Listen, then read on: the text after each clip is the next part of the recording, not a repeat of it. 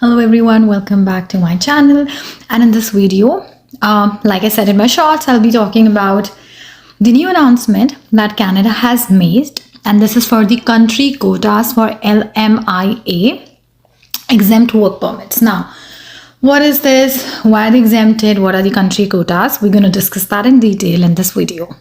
But before that, if you haven't subscribed, please do subscribe and do hit the bell icon so that you can get all the news update as soon as I post them. Now, the IEC program, which is the International Experience Canada program, they have announced their country quotas to issue work permit in 2025.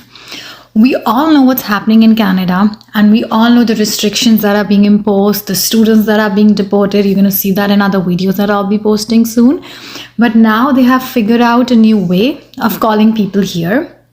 And I'll tell you which countries are there in that quota. Now, under this IEC, youth who are citizens of the countries that have BYMAs, that is the Bilateral Youth Mobility Agreement, they can receive labor market impact assessment exempt work permit, which is LMIA exempt work permit, including your open work permits under the working holiday stream. Now, how can you qualify? Now, to qualify for this, the foreign national must be at least 18 years of age, no older than 30 or 35. Remember, they say this is the youth, right? So somebody who's less, and the person should not be older than 30 or 35, depending on the country of citizenship. So the age 30 or 35 depends on which country, basically which country's citizenship you currently have. I can give you a brief idea, and if you would want, I'm going to also attach a screenshot of the countries and the working holiday, the young professionals, the international co-op, and the upper age limit and everything. After this, you're going to see a table that would represent the work permit quotas for citizens from each country, along with the maximum age from the youth from that country. And let me tell you, India, if you're looking for, is not in this. So you'll see Andorra, Australia, Austria, Belgium, and then there'll be Germany. You'll see Portugal, you'll see Spain, Sweden, UK, but you won't see India in this. Okay, now that's a different thing. Why? But anyways, now, what is this IEC? The International Experience Canada program. It offers work permit to foreign nationals under 3 distinct streams, and as part of the Canada's international agreements that they have with various countries, which simply means that they might not have that agreement with India, and that's why. So the countries they have agreement with, it enables the youth from that country to participate and work on a temporary basis in Canada. So it's not giving you a PR, it's giving you a temporary way to work in Canada.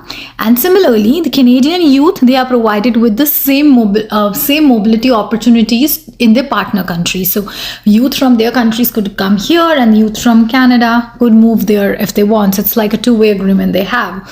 Now, citizens of countries with this agreement with Canada, they're eligible to apply for a Canadian work permit through one of the following categories that I'm going to talk about: the working holiday category, or the young professionals category, or the international co-op category. And each stream will have different functions, with 2 issuing employer specific work permits and 1 issuing open work permit to successful applicants. So again, there will be a table that I'm going to post now, and you're going to post after.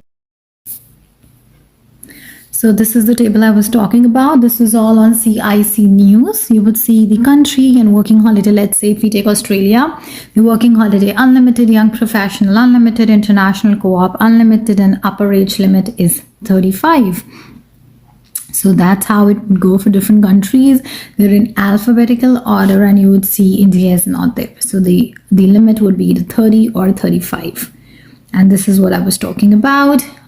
Also, I did mention about the different stream and their functions, and you would see this here. So these are different streams: working holiday, young professional, and international co-op. And you would see when candidates should use this category and the type of work permit which is issued here. Now, who is eligible for all these programs? One, to be eligible, you need to be a citizen. That means the passport holder of a country or a resident of a country with the country with which they have BYMA, this agreement with Canada. You need to have a valid passport for the entire duration of your stay. So let's say you're here for 30 days and then your passport is expiring in 10 days, so you won't be eligible, clearly. You need to have your passport valid for the entire stay. You need to fall within the eligible age range. If the upper limit is 30 or 35, depending on the country, and you are even a year older, you won't be eligible for this. So that's clear. You need to have at least $2,500 available upon arrival to cover the living expense, which is the Canadian dollars, of course. You need to be able to secure health insurance for the duration of your stay, and the proof would be required that you have health insurance so that if God forbid something happens, you have it all covered.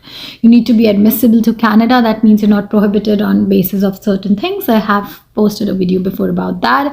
You cannot bring any dependents. If your kid is depending on you, if your spouse is dependent on you, or your parents are dependent on you, you cannot bring them here. You have a round trip ticket or sufficient funds to purchase a departure ticket for the end of your stay, just to make sure that you're not going to leave. You're not gonna live here permanently, and that you will be returning back. And you need to pay any necessary fee which is associated with your application process. That means you need to be self-reliable and financially strong enough and sound enough to basically make sure that you can pay for expenses. Of course, you'll be working, you'll be earning, but that's secondary. You need to have all this minimum funds to make sure that you have got your back and financially you're okay to stay in the country. So this is all the information that you need to know about the announcement of the country quotas, which has for LMIA-Exempt work permit under the IEC program. And stay tuned for more information because I'll be posting it soon. Take care. Bye.